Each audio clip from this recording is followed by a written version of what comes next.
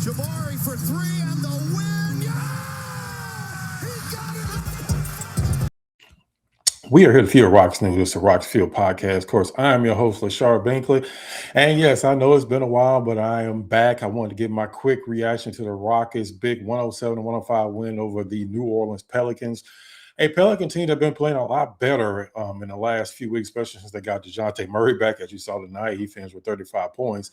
But they came in this game winners of 7 out of 10 games. This wasn't the same New Orleans team that the Rockets saw early in the season, even though that's the team that wasn't playing well early in the season, came back from that 25-point deficit in December to beat the Rockets. But this is a much better New Orleans team with DeJounte Murray. Zion Williamson has played like 39 in the last 40 or so games, so he's been playing much better. So this was not your typical lottery team that you expected the Rockets just blow up, win and win easily. That wasn't the case. This is a very good New Orleans team, but the Rockets were able to come away with 107-105 victory. Of course, Kevin Durant had the game winner, or at least the go-ahead bucket late in the game. The Rockets trailed by 4 points after blowing another fourth quarter lead. They just could not score at one point in the fourth quarter. New Orleans went on a 12-1 run at one point. It looked like the Rockets were going to suffer another one of those horrible losses, which is even worse now, considering that you have a big week coming up next week with 2 games against the Lakers. You can't afford to lose any more of these games that against, even though a better Pelican team, you still should beat the Pelicans. You can't afford to lose any more of these games. Now it's only 16 games left in the season. The Western Conference standings are ridiculously tight right now.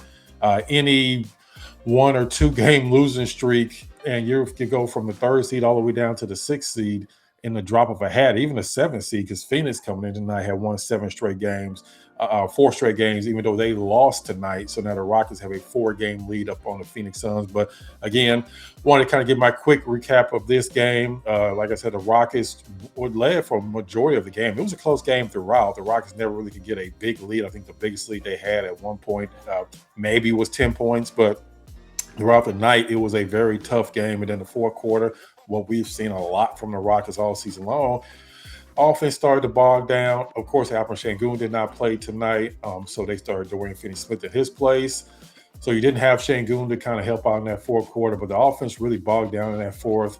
It really looked like they were about to blow this game.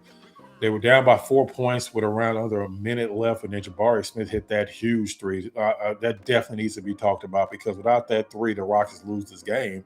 Jabari Smith hit that big three to cut it down to 1.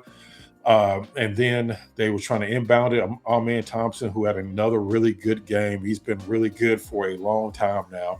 And he definitely needs to be talked about more, and made 2 threes, by the way. But he had a really great defensive play on DeJounte Murray, forced him to step out of bounds. Rockets got the ball back, and then, of course, Kevin Durant does what Kevin Durant does, and that is show that he's an all-time great player. He calmly gets the ball, calmly gets to the spot in the mid-range, and calmly makes the 2-pointer to put the Rockets up for good. New Orleans did have another chance. DeJounte Murray made a perfect missed free throw, bounced right back out. Almost kind of reminded me of Oklahoma City and the Rockets back in the day. I don't know how many of y'all remember when Russell Westbrook made a perfect miss that Steven Adams rebounded back out to Westbrook for a 3 that almost cost the Rockets that game. They won that one. And luckily, if I'm not mistaken, it was Trey Murphy at the buzzer. He was either Trey Murphy or Jones at the buzzer.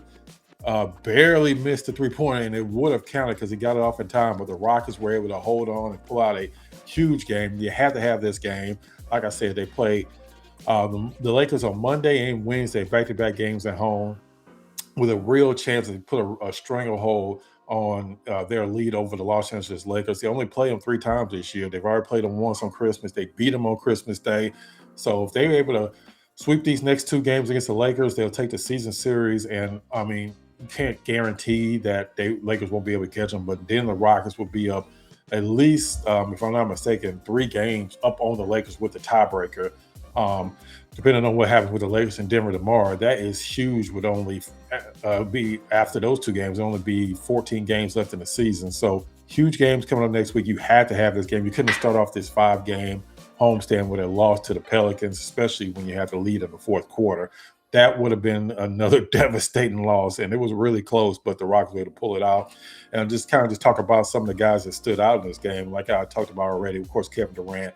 Hadn't had a 30-point game in a while, but he bounced back big time. He struggled against the Denver Nuggets like pretty much every single Rocket did. We won't talk about that game too much because it was the worst game of the season for the Rockets, the worst shooting I've seen from a Rockets team in a very long time. They only made uh, 4 3-pointers in the entire game, shooting 12%, which is one of the worst 3-point percentage for a single game in Rockets history. So that's all we'll talk about that game. But Kevin Durant bounced back with 32 points and, of course, the go-ahead bucket in this game. Like I talked about it before, you can't go too far without talking about Amin Thompson.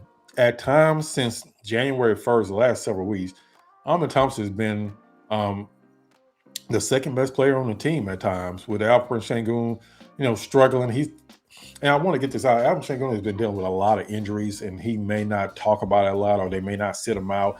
He's been dealing with back issues. He's been dealing with the twisted ankle that he had a few weeks ago that he kind of tried to get back from a lot faster than he probably should have to try to help out the team. So Sengun's been dealing with a lot of different injuries, and of course, he played a lot during the summer with his Turkey team going all the way to the FIBA finals.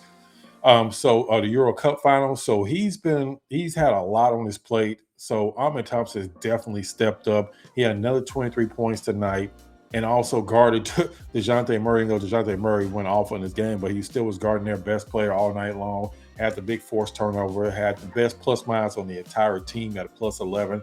Ahmed Thompson has been great, and like I said before, made 2 3-pointers in one game. That's something he can pretty much go an entire month without even making 1 3-pointer. So to make 2 3-pointers in one game, to me, he had the one he made in the corner. The second one was probably the best looking 3 I've ever seen him take. Confident, shot of great form. Last year, he actually finished as one of the Rockets' best corner 3-point shooters. We haven't seen it this year at all because the 3-point percentage has actually dropped from last season. But if he can just get any type of rhythm going from 3-point range, that would be absolutely huge, because what teams do is they double team Durant, especially tonight with no Alperen Sengun. They double team Durant, force the ball out of his hands. The Rockets kick it around and leave our men open majority of the time so that he doesn't have a clear path to the basket. And he was able to make them pay tonight. Like I said, it was Rockets' second leading scorer. It had the best plus minus at plus 11 on the team. Amin Thompson was definitely a huge reason why the Rockets were able to win this game. Another reason was they benched the Rockets. Too many times this year, the Rockets bench has gotten destroyed by the opponent. A lot of times, the Rockets bench are coming out of a game only scoring 10 to 12 points, while the other bench is putting up 30-plus points, and that has been a huge problem all year. But not tonight. The Rockets bench, even being a shorthanded bench because Dorian Finney-Smith was in the starting lineup. Reed Shepard had 18 points. He was huge, especially in that third quarter. Clint Capella probably had his best overall game of the entire season. He scored 9 points, had 4 block shots. He also finished with 5 rebounds, with 4 or 6 from the field. And I can't remember last time he actually played more than 15 minutes. He played 22 minutes tonight. Huge game for him off the benches, which is exactly what they needed. Even though New Orleans started the game with a small lineup, eventually they brought in Derek Queen. Eventually they brought in Misi, and then they started to see a little bit different with their defense. So the Rockets had to bring in Capella. Capella did a great job off the bench. The Rockets bench actually scored 32 points tonight, which for a bench that struggles to score is a very big deal.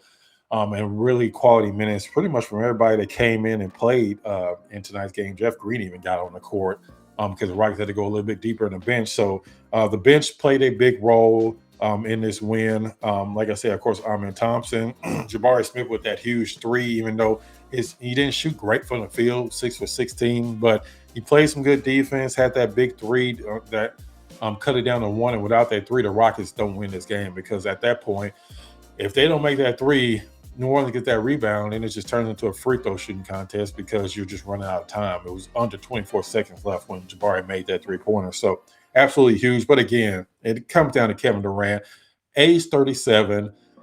He's missed one, if I'm not mistaken, he's missed one game due to injury this entire season, which is just insane. At age 37, he played another 40 minutes a night.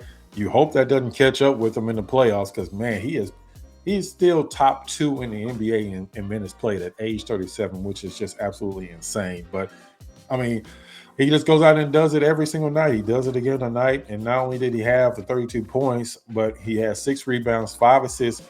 And the biggest thing, because he's been struggling with turnovers a lot this season, only 1 turnover. As much as he handled the ball tonight, this was probably to me one of his better playmaking nights. Even though he's had more assistant games, but he had 5 assists, only 1 turnover in the entire game tonight.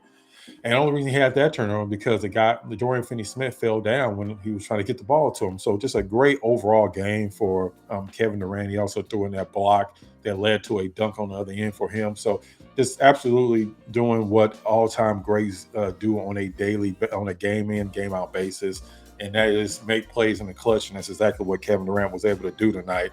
Um, like I said, this was a big win because the Rockets go to 41-25. They jump back in front of Lakers because as of this moment, they have a tiebreaker over them because they've only played once and the Rockets won that game. The Lakers and Denver play against each other tomorrow. Minnesota is actually playing right now, so we'll kind of see how that goes. And the Phoenix Suns, like I mentioned earlier, they lost earlier to the Toronto Raptors, the team the Rockets beat a few nights ago. So hey, that's where we are right now. And now you go into the Rockets have 2 games off. I think they'll practice at least one day, probably tomorrow. If they do, I'll definitely be out at practice. I'll also be out at the game on Monday. Biggest game of the year. It's a late game, so definitely kind of make your plans accordingly. It's not going to be a 7 o'clock game, so it's going to be a late night. But when you have LeBron and Luka coming into town and you're fighting for a playoff spot right down to the end of the regular season, you can't get much bigger than this on a big stage on primetime television. So we'll see what the Rockets do in those 2 games. Like I said, I'll be out at the game on Monday. I'll be bringing you all the pre, post, and everything in between like I usually do. So definitely make sure if you're not subscribed to the channel, subscribe. If you are subscribed, hit that like button. If you're not subscribed, hit that like button because it helps me out with the algorithm. Of course, as we get closer to the playoffs, I'll be doing more shows. I'll also be trying to bring in some guests as well. And definitely when the playoffs come, I'll be going full board as much as I can, trying to get these podcasts out. So again, I always appreciate the support. All the people that follow me on Twitter, all the people follow me in any other social media, applications. I definitely appreciate all the support. And like I said, make sure you check out the next episode of the Rock and Fuel podcast.